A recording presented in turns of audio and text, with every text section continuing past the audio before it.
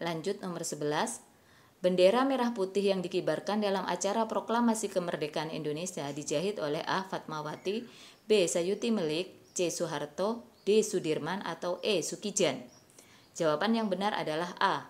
Pada saat pembacaan teks proklamasi kemerdekaan, dikibarkan bendera merah putih yang telah dijahit oleh Ibu Fatmawati.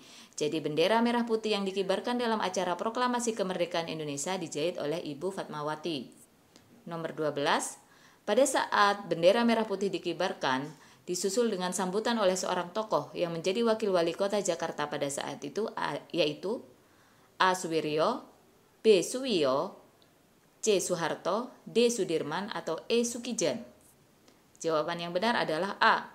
Pada saat pengibaran bendera merah putih dalam acara proklamasi kemerdekaan, selanjutnya disusul dengan sambutan wakil wali kota Jakarta, yaitu Suwiryo. Jadi pada saat bendera merah putih dikibarkan, disusul dengan sambutan oleh seseorang yang menjadi wakil wali kota Jakarta adalah Suwiryo. Nomor 13. Seorang pimpinan barisan pelopor yang juga memberikan sambutan pada saat berlangsungnya pengibaran bendera merah putih adalah A. Mawardi, B. Mursidi, C. Muwardi, D. Marsono, atau E. Mahardian. Jawabannya adalah C. Pada saat pengibaran bendera merah putih dalam acara proklamasi kemerdekaan, selanjutnya disusul dengan sambutan wakil wali kota Jakarta yaitu Suwiryo dan seorang pimpinan barisan pelopor yang juga memberikan sambutan pada saat berlangsungnya pengibaran bendera merah putih yaitu Muwardi. Jadi seorang pimpinan barisan pelopor yang juga memberikan sambutan pada saat berlangsungnya pengibaran bendera merah putih adalah Muwardi. Selanjutnya nomor 14. Acara pembacaan teks proklamasi kemerdekaan Indonesia dimulai pukul A 06.00, B 07.00, C 08.00, D 09.00, atau E 10.00. Jawabannya adalah E. Pada tanggal 17 Agustus 1945 di kediaman Soekarno, Jalan Pegangsaan Timur nomor 56, acara pembacaan proklamasi dimulai pada pukul 10.00 dan disambut pidato singkat tanpa teks oleh Insinyur Soekarno. Jadi acara pembacaan teks proklamasi kemerdekaan Indonesia dimulai pukul 10.00. Nomor 15. Pembacaan teks proklamasi kemerdekaan Indonesia berlangsung di kediaman Soekarno yaitu A. Jalan Patimura Timur 55, B. Jalan Pegangsaan Timur 56, C. Jalan Panjaitan Timur 57, D. Jalan Pandutama Timur 58, atau E. Jalan Pahlawan Timur nomor 59. Jawabannya adalah B. Acara pembacaan proklamasi kemerdekaan Indonesia dilaksanakan pada tanggal 17 Agustus 1945 di kediaman Soekarno, Jalan Pegangsaan Timur nomor 56. Acara pembacaan proklamasi ini dimulai jam 10. Oke, lanjut nomor 16. Beberapa tokoh yang ikut menghadiri acara pembacaan proklamasi kemerdekaan Indonesia yang berlangsung di kediaman Soekarno kecuali A. Suwiryo, B. Wilopo, C. Gafar Pringgodigdo, D. Tabrani, atau E. Trimurti. Jawabannya adalah A. Perundingan antara golongan muda dan golongan tua dalam penyusunan teks proklamasi kemerdekaan Indonesia berlangsung pukul 02.00 sampai 04.00 dini hari. Para penyusun teks proklamasi kemerdekaan adalah Insinyur Soekarno, Dr. Andes Muhammad Hatta, Mr. Ahmad Subarjo. Konsep teks proklamasi ditulis oleh Insinyur Soekarno sendiri. Di ruang depan hadir beberapa tokoh yaitu BM Dyah Sayuti Melik, Soekarni, dan Sudiro. Jadi yang bukan termasuk tokoh yang ikut menghadiri acara pembacaan proklamasi kemerdekaan Indonesia yang berlangsung di kediaman Soekarno adalah Suwiryo. 17. Penerbitan Undang-Undang Dasar Negara Republik Indonesia tahun 1945 dalam satu naskah dilakukan pada sidang A. Tahunan DPR, B. Tahunan MPR, C. Tahunan Presiden, D. Tahunan Mahkamah Konstitusi, atau E. Tahunan Komisi Yudisial. Jawabannya adalah B.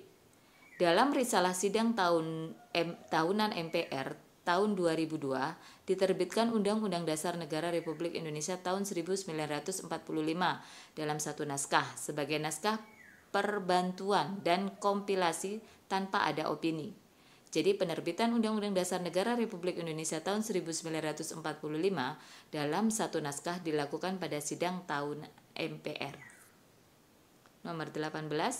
Badan Penyelidik Usaha Persiapan Kemerdekaan Indonesia atau disingkat BPUPKI yang menyusun rancangan Undang-Undang Dasar 1945 dibentuk pada tanggal A. 27 Februari 1945, B. 28 Maret 1945, C. 29 April 1945, D. 30 Mei 1945, atau E. 31 Juni 1945. Jawabannya adalah C. Badan Penyelidik Usaha Persiapan Kemerdekaan Indonesia atau BPUPKI yang dibentuk pada tanggal 29 April 1945 adalah badan yang menyusun rancangan Undang-Undang Dasar 1945. Jadi Badan Penyelidik Usaha Persiapan Kemerdekaan Indonesia atau disingkat BPUPKI yang menyusun rancangan Undang-Undang Dasar 1945 dibentuk pada tanggal 29 April 1945. 19.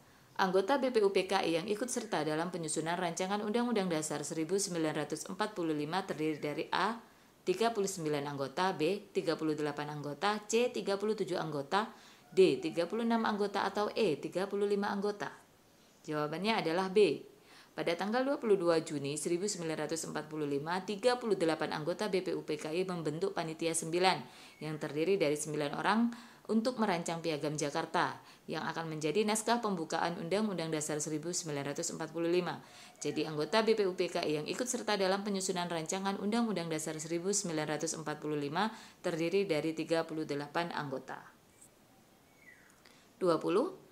BPUPKI membentuk Panitia 9 yang terdiri dari 9 orang untuk merancang Piagam Jakarta berlangsung pada tanggal A. 21 Agustus 1945, B. 22 Juni 1945, C. 23 Juli 1945, D. 24 Agustus 1945, atau E. 25 Juni 1945. Jawabannya adalah B.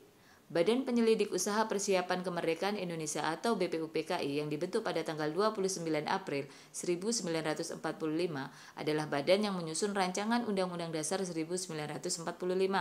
Pada tanggal 22 Juni 1945, 38 anggota BPUPKI membentuk Panitia 9 yang terdiri dari 9 orang untuk merancang Piagam Jakarta yang nantinya menjadi naskah pembukaan Undang-Undang Dasar 1945.